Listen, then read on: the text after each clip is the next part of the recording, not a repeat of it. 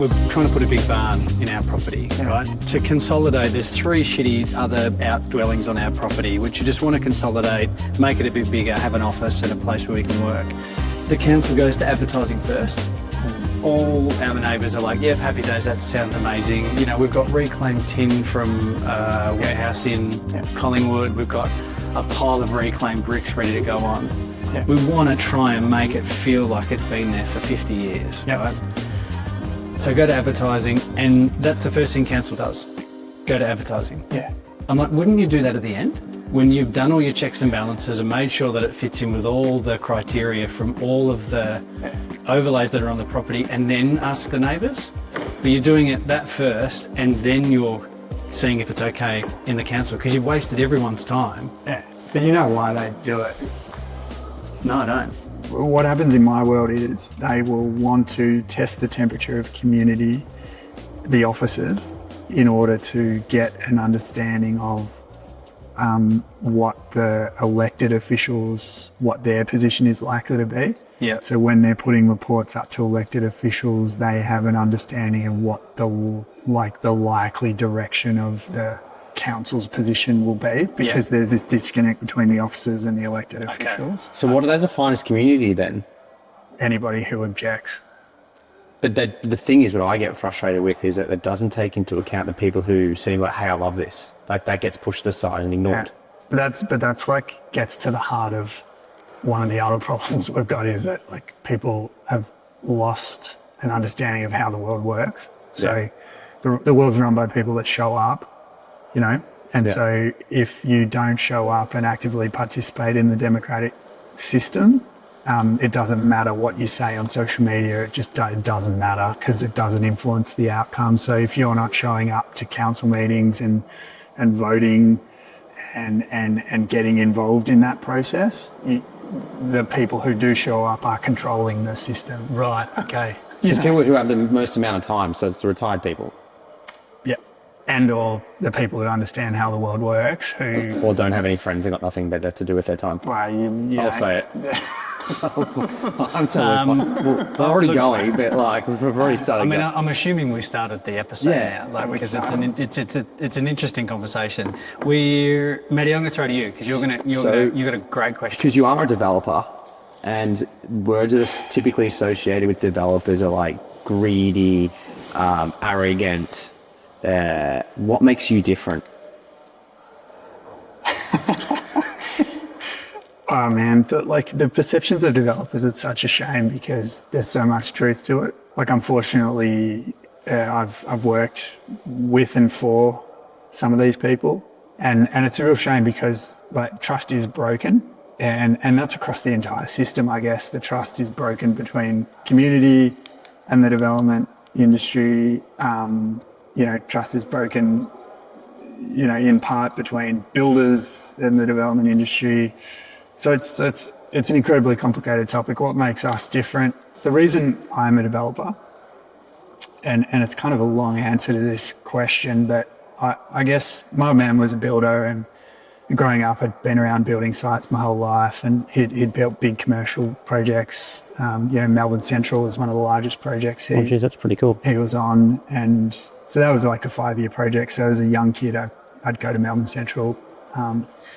Every school holidays, watch that being built. It's obviously above Melbourne Central Station, so there's a huge in-ground component to that project before the tower was built. Who was the builder of that, John? I remember that. You know, as a kid, I remember that being built. Yeah.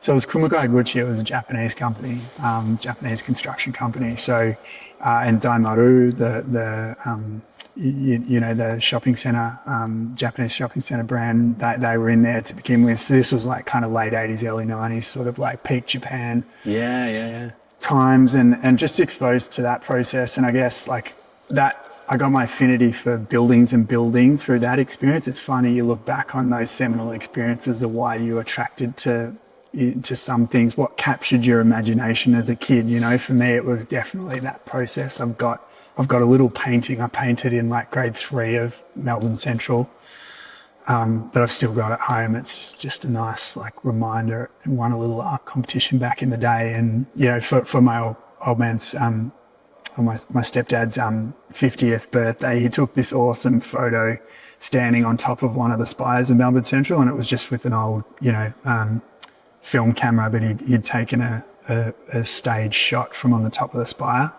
I kind of stitched that together in Photoshop for him, and that was his present for his 50th birthday, which was pretty nice because it was sort of like it had captured that whole period. But yeah, like I guess I'd seen the commercial side of building, which was very, financially focused. And whilst I had a real love for building, I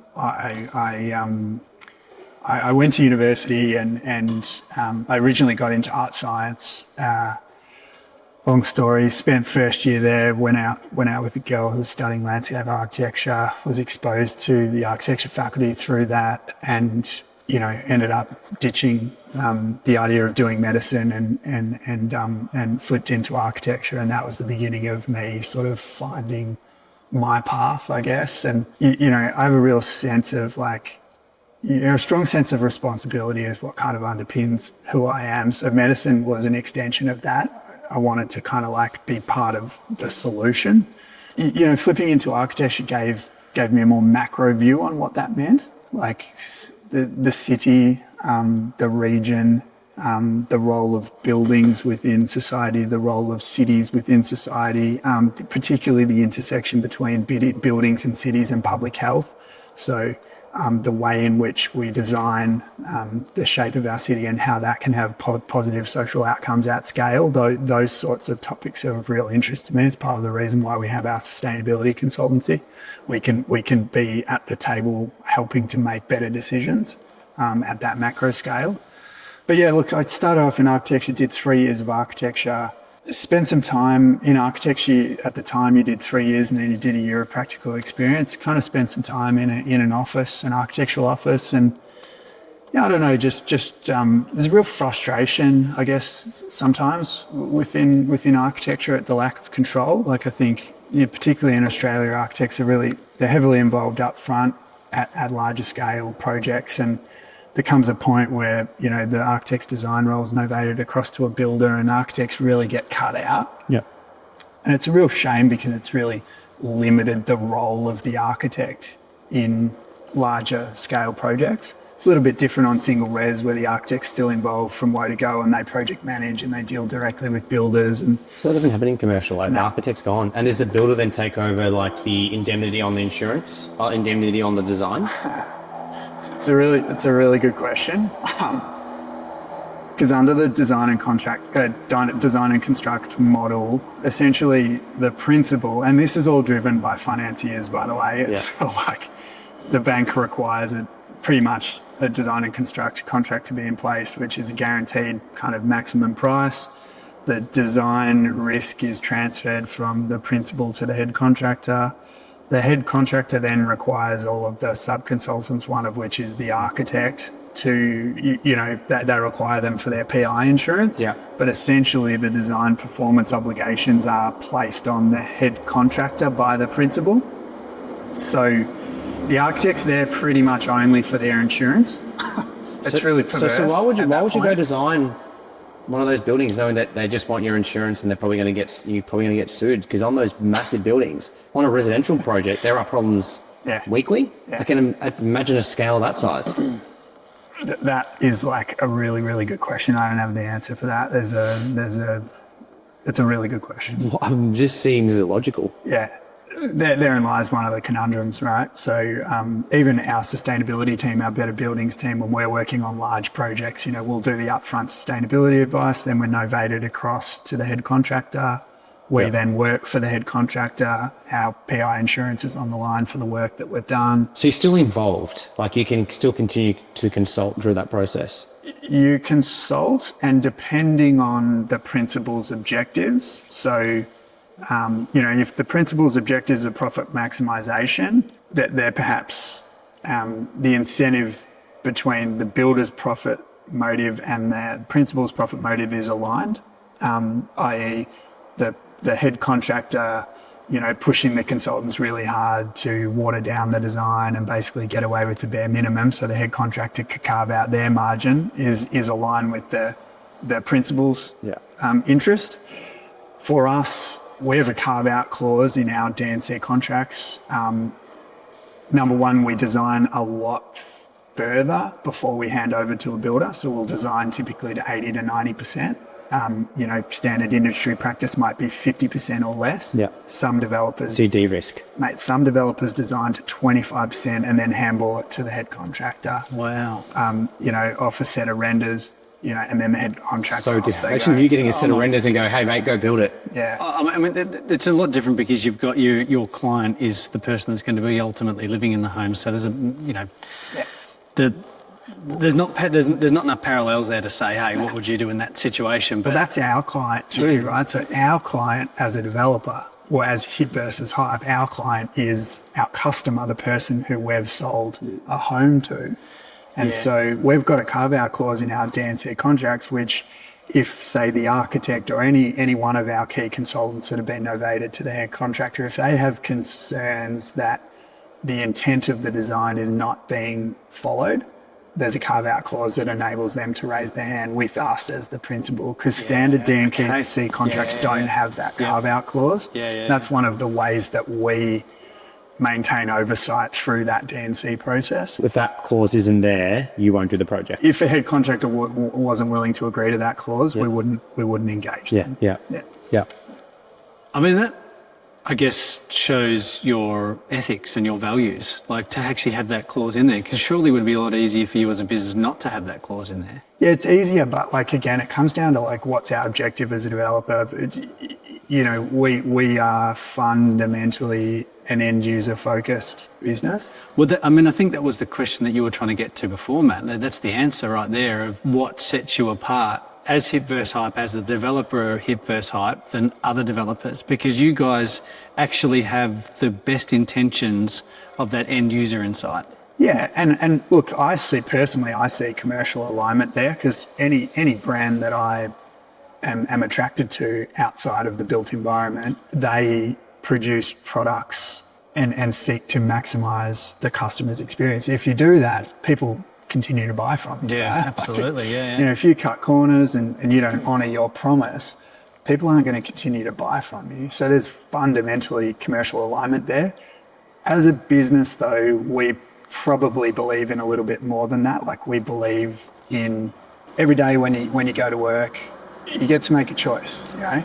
Am I here to just make money, or am I here to try and leave the world in a better place? And fundamentally, we made the choice that every day when we come to work, we're going to try and make the world a better place. And that just changes your mindset, right? You go the extra mile because you do work that you don't get paid for. And you guys get this, because you guys are in the same boat. I'm sitting here smiling right now, thinking of all the last 2 or 3 days for me have been SBA, Mindful Builder podcast, 2 things that I don't get paid for, but fill my cup up. Yeah. I feel like I'm maybe in a very small way making a difference to the broader industry. Yeah. And every time I, do stuff like this, I think to myself, what are my kids going to think of me? Totally. Because I'm not that person out there. It's just all about money. Totally. Because I could 100% make a fuckload more money if I was just concentrating on Sanctum Homes. Yeah, no doubt about it. But where does that put you? Is buying a Ferrari and a fancy Rolex watch and staying in 5-star hotels, am I going to be happy with that? Fuck no. No. Am I going to be happy surrounded by people who give a shit, who I have meaningful relationships with, who have a shared journey in trying to make the world a better place? Mate, talk about fulfillment. Yeah, 100%. Yeah, definitely. Listening to all your experience, and I guess I hate the word journey, but I'm going to use it anyway. Your journey to get to where you are now, and I know one thing I do want you to touch on quickly is just you had quite a bit of practical experience on site during your architecture, and I think that's an important piece before I go on to maybe talk about. Yeah. Well, probably started even earlier than that. My stepdad, he's got his garage and he's a bit of a nutty scientist, So we always had a garage, always had access to tools. Probably did stuff that I shouldn't have at an early age, was using a drop saw at 8. But what's wrong with that though? Totally unsupervised. Have we just gone into the cotton wool, rut the kids? Because now you've got kids. Would you let your kids at that age use a drop saw? I would, but I would give them a little bit more instruction than I was given. Right. Okay. Because I've like sharded bits of aluminium off, and I'm pretty lucky they didn't get me in the head. Yep. But you know what I mean? Like, All been there. Yeah. We've all been there. Yep.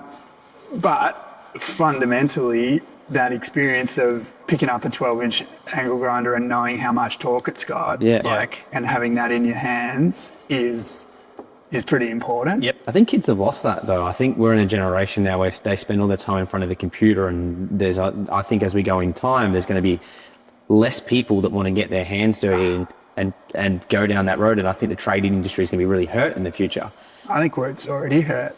I also feel like it's in our little bubble, it's not, because we find skilled people. Yeah. As a wider society, maybe not. Yeah. But you guys are, that like, in answer to Amish's question, I guess, like, I could have had this background on tools and I'd always loved it. So I've always liked how things are put together. It's always something that I've been really interested in. But like 3 years in architecture, I spent 3 months in an office. It's like, fuck this, I'm not doing this. And a friend, Alan Ting, who now works for Wardle, who's an incredible architect. Alan's one of these architects that takes the time to figure out how stuff's built. Yep. As whilst he's designing it, and Wardle as a practice is really big on that intersection. Yeah, cool. That John Wardle. Yeah. He's in house down at Anglesey. He's gorgeous. Mate, that office's work is unbelievable. Yeah, okay. And Alan was working for 60 Sorry, years. John Wardle, that's the shearers' quarters down at Bruni. Yeah. That's You can hire that. hands by the way. down like one of my favourite buildings. It's on Airbnb. Yeah, so someone has said that to you me can before. like go down and have a birthday party with a bunch of mates. You need to down get at Bruni. John Wardle, if you're listening, because I'm sure you are. I'd love for you to come on. Well, it'd be good to get a bunch of builders down to check out that shed, totally. because the details there and mate, we should do a SPA event. Let's done. All right, done. So you speak about a bit, and I've spoken to in the past, about not getting paid. And so you go to a meeting to try push a development. And I remember you making the comment that you might have someone from the government there, you've got a planner there. Yeah. They're both getting paid to be there no matter what happens. You're not. Yeah, happens a bit. And how does that affect the way that you then go about pushing a further, like a better building?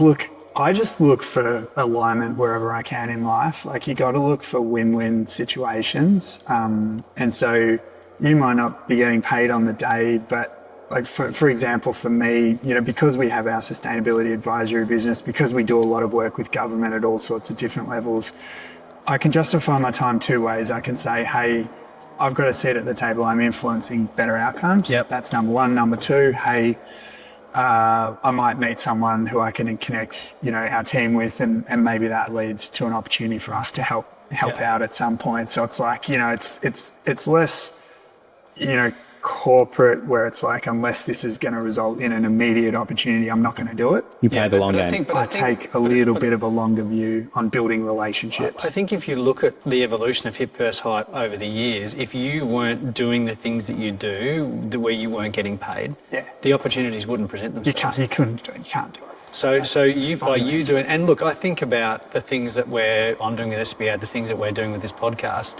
they're creating opportunities to sit down and have a conversation with people like you or whoever we get on here, because this conversation might lead to something over here, which then might lead to something over there. It will. And I think that's important for people who are listening to understand that every time you do something, don't think about, well, am I getting paid for this? It's like, what are the opportunities that could come out of this? Yeah, and also, like, I think I have full confidence that, and this has been proven time and time again, is that there might not be an immediate opportunity, but I have full confidence that an opportunity will emerge. Yeah. And it's like one of those funny things in life, when you're stuck and sometimes you feel like you're backed into a corner and you've got no options, and the moment in time where you make that really difficult decision, the day after, a bunch of doors open. Yep. I can't tell you how many times that's happened, but the confidence or to make that really hard decision it might take 6 months and you feel like you've got no options. As soon as you take that decision, mate, you wake up the next day and it's a mindset thing, like your shoulders are back, you're more relaxed. And then you meet someone and they're like, oh, I've got this going on, and boom, It's just big brand awareness, really, isn't it? I'm sitting here smiling because I reckon every single time that I've had my back in a corner or in the bottom of a trough or whatever, like I look back on those moments with the most fondness because one, I'm in problem solving mode, and two, I'm like, I've got to fucking fight to get out of here, and there's no other option than working through it. And you're right, you get on the other side of it and it's like the fucking clouds part. Yeah. And there's light everywhere and everything's positive, but I would say that's one of the biggest skills I've developed through time is getting comfortable. You never really get comfortable, but getting more comfortable with my back against the wall and trying to have an open mind as much as possible. Because like as soon as you narrow, you just miss opportunities, you know.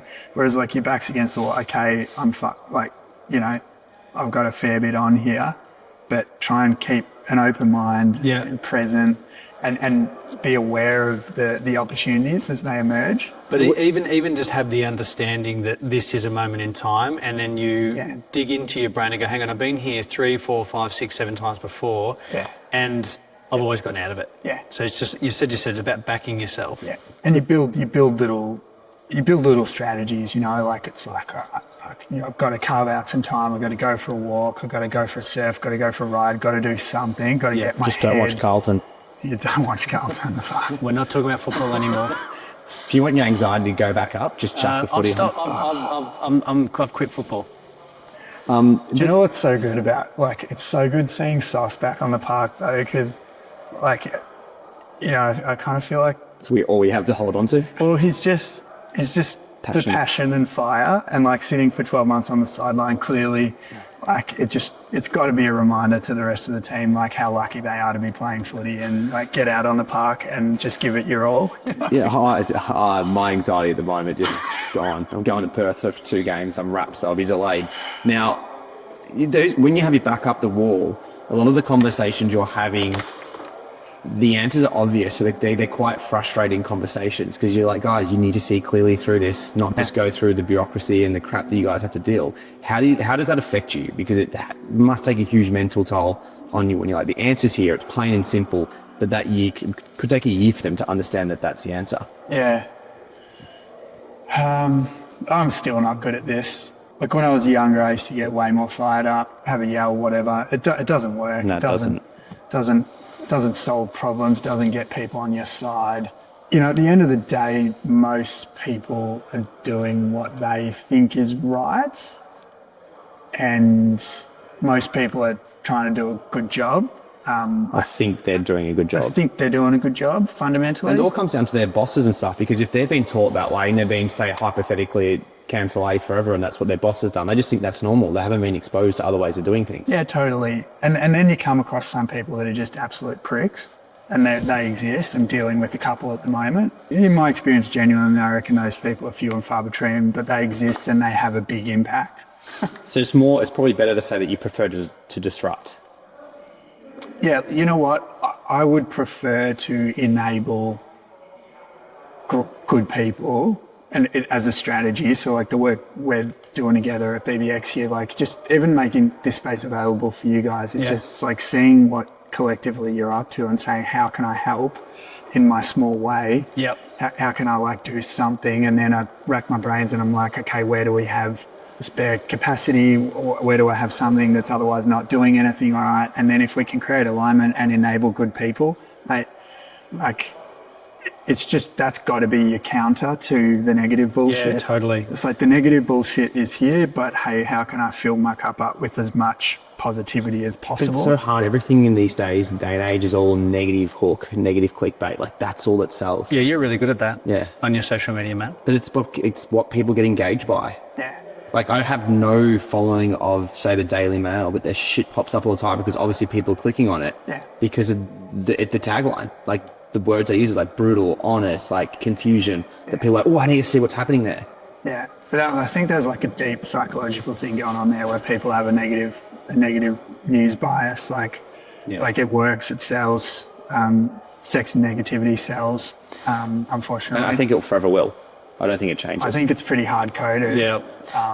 So hip versus hype, we talked about development. That's just one small part. We did touch on the environmental side of things, but Yeah. like hip versus hype seems like, okay, so the overarching business, hip versus hype, but there seems like there's multiple different businesses within Yeah. the organisation. Could you maybe expand on a little bit of that? If I step back a couple of questions, like, you know, having spent 3 months in an office, Alan Ting was working for 6 Degrees in the office at the time. One of the directors there, Mark Healy, was building his house in North Melbourne. He needed some labour. Yep.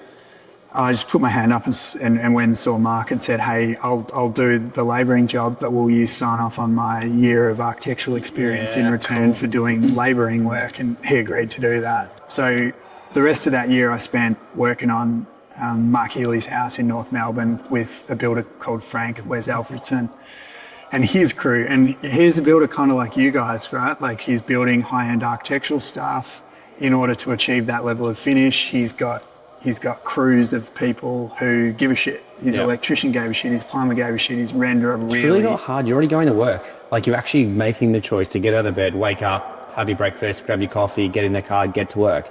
You're already there. Just give a shit. Well, there are just so many people that don't fit that boat. I know, but like, and you've done 99% of the work to already get there. But you know how unique it is? Like, and I tell you what, like, I remember this renderer, Claude. It's fucking classic. You talk about hard set plaster and cement render, this guy. Like, so as soon as those guys found out I was studying architecture, like at Smoko, I'm like screwed. They're just like, this is how you do it. Don't do it that way, you do it this way. I'm getting that from everybody. Yeah. And then it was kind of seminal for me because like it was really a process of going, well, you know, these people are experts at their thing, you know? And so who am I to tell them how to do their job? Unfortunately, at architecture school, you don't get taught that. You get taught you're the architect and you know best. And so there's this intersection, right? So I'm at architecture school and I'm listening to lectures about Le Corbusier and Mies van der Rohe and how they're the saviors of the world, of the modern world, and going to architecture theory subjects, talking about masculine and feminine build, all this bullshit. There is so much bullshit. I love where this is going.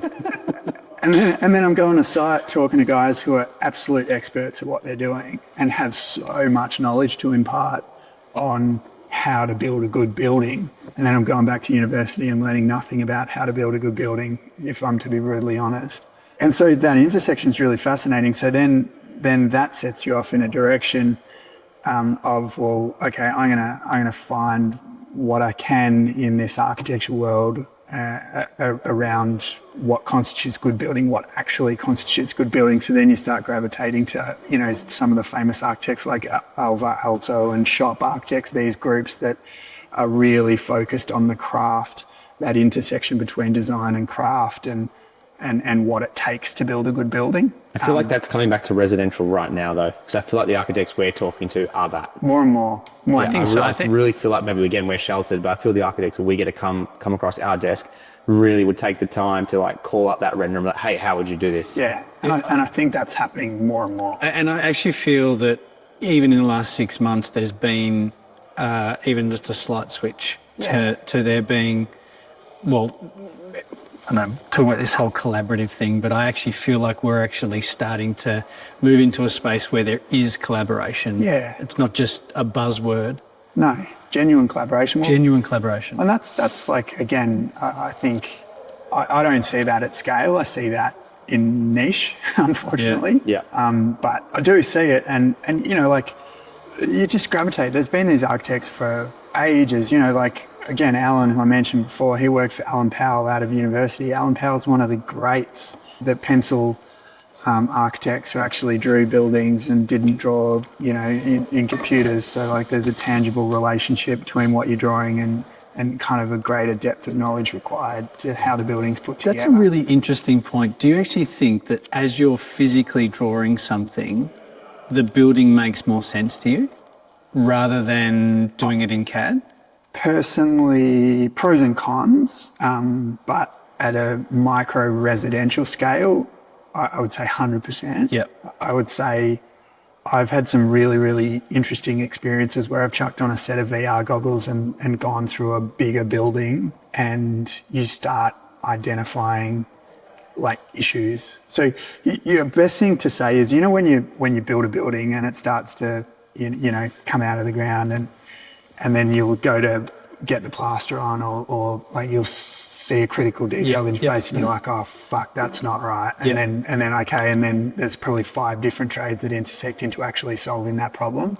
What I've seen with VR is you can chuck a set of goggles on and walk to a space and identify some of those points. We do it on a lesser scale with the BMX models. I feel like the architect uploads engineering, but that's a problem, that's a problem, that's a problem, that's a problem. We solve a lot. Problem's not the word, because it's like you're getting it early, so it's not a problem until it actually becomes a problem. It's just like, hey, it's an issue, or that could be a problem on site. They're really hard to pick up, but also from a design perspective. I remember I went to a mate's house that he built, and you'd come in the front door and he's got these beautiful big bink windows to the rear of the house, and then he's kind of got a double height space at the rear, and then set back from that is the living room, and a big steel beam coming across to pick up bedrooms above. This was above the kitchen zone, and just the height that steel beam had been set at obscured kind of like the horizontal on the window, and the whole thing just didn't quite work. And I reckon that to me was like, all right, if you'd actually gotten into a model and stood at the entry point and thought about how that relationship between the height of the steel beam and the window worked, you would have picked that up earlier. And it was just one of those things, and they're in every project. Like everything I've ever built, there's a detail that shits you. Architects can't get everything right. I think that's also a misconception that they've drawn everything needs to work. Like they are totally okay to make mistakes. Like that's going to happen. It's complicated. It's not that easy. So in answer to your question, really long way around, Hamish, like working with those trades and builders on site gave me an appreciation for the expertise that exists at all levels of the ecosystem, and the importance of deep collaboration, because you got the best outcomes when you listened to the electrician, the renderer, the plumber, the carpenter, whoever it is, and it taught me a way of asking questions. And then so when it came time to, the objective of Hip versus Hype is to build better quality, more sustainable buildings, ultimately to leave to make tomorrow a better place than it is today. So fundamentally, if we wanted to build more sustainable buildings, we needed that expertise really close to the business. And that was the idea behind setting up the sustainability consultancy alongside the development company. If we wanted to be building the best possible apartment buildings we could, we needed the expertise close. That's why we set up the sustainability consultancy, and that's really just morphed into a bigger business which is interested in having impact at all scales of decision making. So we've got a better business team that helps structure up strategies and policies for business. That would be a listed developer right the way through to a small electrician builder. So a strategy and a framework as to how to approach sustainability, how to make decisions, really helping people understand why they're doing what they want to be doing, putting it into a framework to help them structure that thinking. One of our other teams, Cities and Regions, they work at the intersection between planning, policy and sustainability. So that's at local government, state government level. Whenever there's any piece of policy work done that involves sustainability, which today is almost everything. Which is great. Which is really good. That team has a seat at the table helping to design more effective policy. Because that's a big one for me. Because policy is written by people who aren't necessarily responsible for the outcome of the policy. And just stop you for a second. What I'm loving about all of this is that all of the little different areas of your business, Hip vs Hype, are also drawing in on the knowledge of all the other people that work within Hip vs Hype. So it's almost as if Hip vs Hype is like this expansion of your experience since you were 5 years old with your, at Donnaroo. Yeah, pretty much. Yeah, I think it's a pretty incredible. Pretty much. Yeah. Do you think back, like, in going back to where we started the conversation, when you said you sort of jumped into medicine to be part of the solution? Yeah. Now that is that just by chance? It's now with Hip v Hype, you just want to be part of the solution? Yeah, that's what's always driven us. Yeah, yeah. But I'll give you an example, right? Like our Better Buildings team, which is the other part of sustainability, that's all about ESD and kind of more of the building stuff. But like Marcus, right? Yep. So Marcus, Passive House certified, awesome guy, super knowledgeable, has taken the time to get himself a PhD, which, you know, in this day and age is epic. Like he's At that age too, not being like 70 retired. the guy's like, what is he, 32, not even, like, but again. And still finds time for like massive like trips through Southeast Asia on his mountain bike. Totally. It's like, that's Marcus, right? But Marcus, so he's gotten himself that theoretical understanding.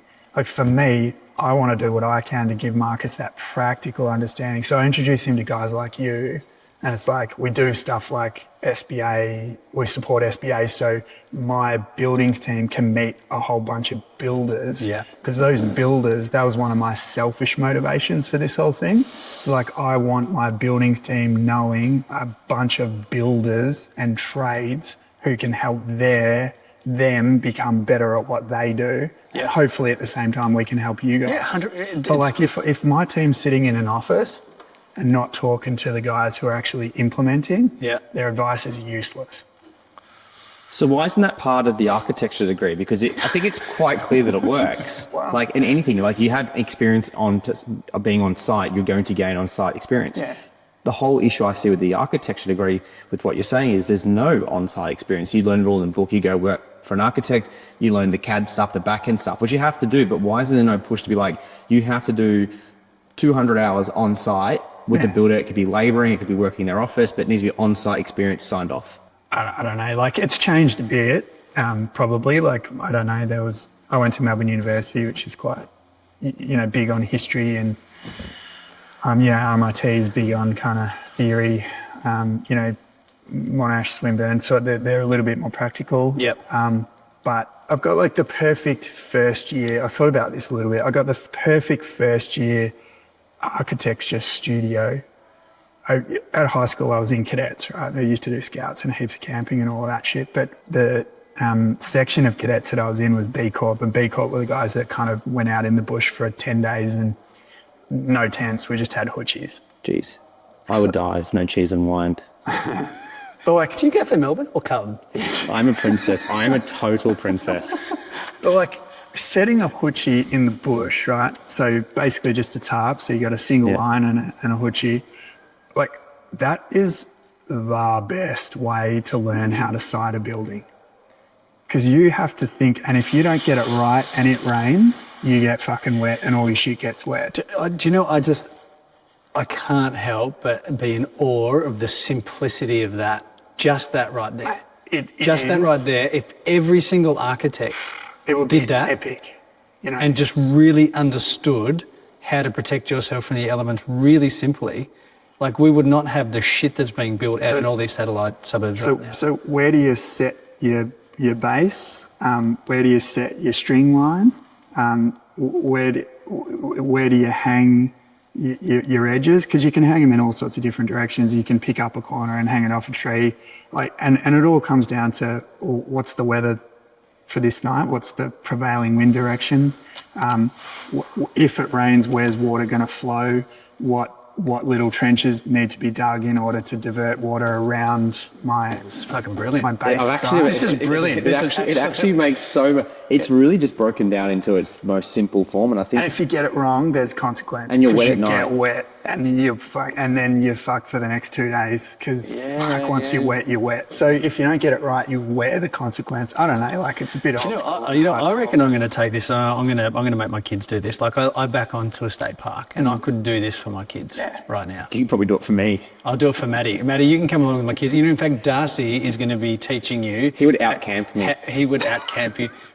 It's really cool too because you can Those are have, my hot chocolate, my marshmallows. I'm happy. So my house is just down there. Oh, yeah, it's fine. I'll bring the hot chocolate. Yeah. you can have heaps of fun with it too because you can learn heaps of knots and all of that stuff. And That's like should be day one of architecture school. Like we're going to do it in a controlled environment. Like set this up, go work it out. I reckon Why that does would be not the work? coolest year one subject Hip versus hype design school coming up, people. Picture hoochie. So why haven't you bought into an architecture side of things that you like? Because you are trying to be part of the solution, and you seem to have, I would say, most, if not all, the answers. Why haven't you gone to general residential architecture?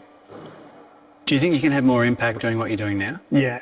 Yeah. You can't do everything. Can't do everything. That's one of the things in life. You can't do everything. I got 2 young boys now. I got a 2-year-old and a 4-year-old, and a really big focus for me through this period when they're young is like I've actively stepped back from a few things that I was doing to make sure that I give them time. Yeah.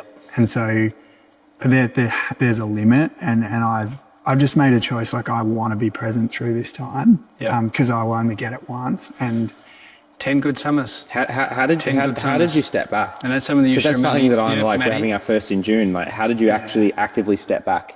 So I'm trying to work that out in my head right now. Very simple. It's kind of a similar question I asked myself within hip versus hype. Like, is this particular thing that needs to be done a good use of my time, or is it a better use of someone else's time within the business? That's a very simple question. Is this the best use of my time? Then you make a decision. No, it's not. Then who's better placed to do it? Okay, then that's a delegation thing. So that's just understanding how to manage your time. From a prioritization perspective, it's just saying no to things that I would have said yes to. Yep. And feeling okay about that because I actually want to get home before the boys go to bed. Yep. Because, I've only seen them, I've only seen them for an hour that day. It's like, I'm not okay with that. Like I want to get home and see them. It's, we're setting the business up in Sydney at the moment. So I'm up in Sydney a bit, but it's like consolidating a trip to Sydney into 2 days. I'll fly up in the morning, I'll stay one night, and I will jam pack those 2 days. Yeah. And I'll get the late flight home the next day. So I'm there in the morning when they wake up. Yep. So it's like stuff like that. You just think a little bit differently. Just learn from your mistakes. Like, I could have got that early if I did. I need to stay that night. Yeah. And stuff like, like my me time at the moment, like I play a bit of golf. I grew up playing golf. I love it. Amish does golf. What I play, Each to their own. I find it really fun. technical and cathartic, right? Yeah. Like, Is it actually cathartic though, really? yeah. When you For me hit it is. three holes to the right. For me, it is like, it's just one of those things, but Whatever's your recipe, man. And I've done all sorts of things over the years. I've ridden bikes, I've skied, I've kind of surfed, I've done everything. At the moment, it's coming back to a bit of the roots because it's manageable at the moment with the boys, but I'll get up really early on a Friday morning. I'll go play. I'll be back in the office by 12 o'clock. I'll close out Friday. I do it Fridays so that my weekends are like family time. Yeah, that's awesome. And I work, you work later, once the boys are in bed, you get some work done so that you can kind of free up some time for yourself. And then, on the weekend, it's like, all right, I got to be as present as I can be. Yep. Easier said than done. I was just about to ask you, like, I feel like all three of us are probably cut from a very similar rug in that our brains are always very active. Yeah. And I know I struggle being present with my kids, and I find it, I do, and then probably a bit of advice to you, Matt, like 10 minutes a day of undivided attention, like changes the dynamic with your kids, like you would not even understand. Yeah. Like I noticed I was drifting a bit from Darcy for a little bit, and I put my phone down and I just asked him, how's your day? What's going with the Minecraft? This, like little things that, you might not be He finds interesting. 10 minutes, honestly, 10 minutes. I'll sit down and play with Phoenix for 10 minutes, Mobilo, and we might not build anything. Yeah. But it's that 10 minutes, he's crawling all over me, he's putting shit together, but it's undivided attention for 10 minutes. It's so funny, like how, like our perception of what constitutes presence and engagement versus like what they really love. I'll give you a good example. Like 2 nights ago, I just had to go down the office downstairs and fix a shelf. And I could have gone down and done that by myself. And I was like, come on, boys, we're going downstairs. And, picked up the tool bag and gave Give him the drop saw and just go cut that. Great. Gave the 2-year-old a little shifter and gave the 4-year-old Massimo a little job. And we went downstairs and, I just did it quickly. Yep. And they were down there with the tools and they pulled a drill out and they're like, yeah. But like, mate, they were stoked. Yep. And that was 10 minutes, like you say. And I honestly, like, that wasn't necessarily undivided attention either. Yeah. But they fucking loved it. Yeah. It's totally true. As a developer, the legislation's changing around these developer rules, having to withhold money. That's going to essentially make it. So essentially, these rules are being brought in to hold developers accountable for the defects that happen in the works. Is this going to drive the price of living and housing up? Yeah. Yeah, because they're just going to put it somewhere. Like, they're not going to pay for it. Yeah, it's a shock. It's a shocker. It's like, I know why. And you probably ethically agree with it. But I know why and all the rest of it. But like, just even the simple maths on it, right? Like, it's $2 million, isn't it? well, 3%. Oh, geez. 3% bond on construction costs. So, you're running a $50 million project. At the back end of the project, you're having to put aside $1.5 million. The opportunity cost on that capital, because capital, Yeah, you also got interest against that on a loan. Well, if it's bank interest offset against your home loan, it's 6%. If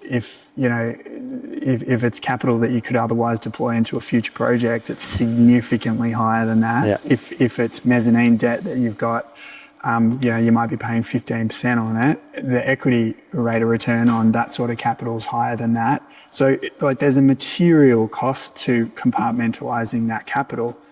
Well, the problem we've got at the moment is the perception is that developers are killing it. It's like, there's lots of money involved, but it's all relative. Yep. There's a high amount of risk. It's super high amount of risk, particularly at the moment. And I can't think of a residential development project that's been completed in Victoria within the last 3 or so years where 100% of the apartments have been sold.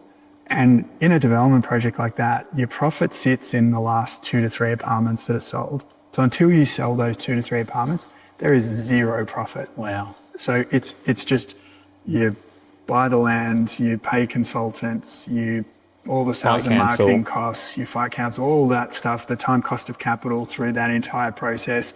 Then you engage a builder, you build.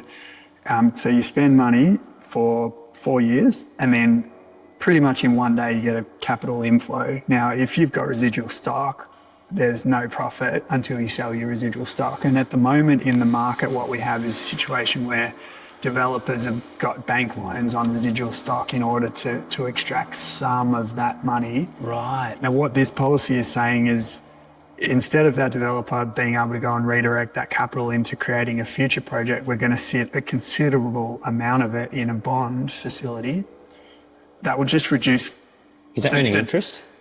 No, would it offset the... Nah, because it'd be kind of, like what a term deposit facility at the moment's like 2, 3, 4%, right? So it's fuck all. I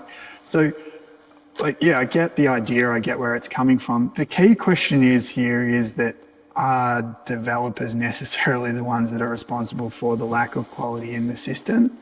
And it is policing that end of it necessarily going to result in improved outcomes? Because how do you hold the builder accountable during the whole stage? Well, this is the thing, right? But then also you've got complexities around how do people who have genuine claims access the capital? Because I can tell you this now, the only people that are going to win out of this process are the lawyers that are administering the way in which that money is allocated, right? Because you're going to end up with shit fights. It's going to take a lot of time.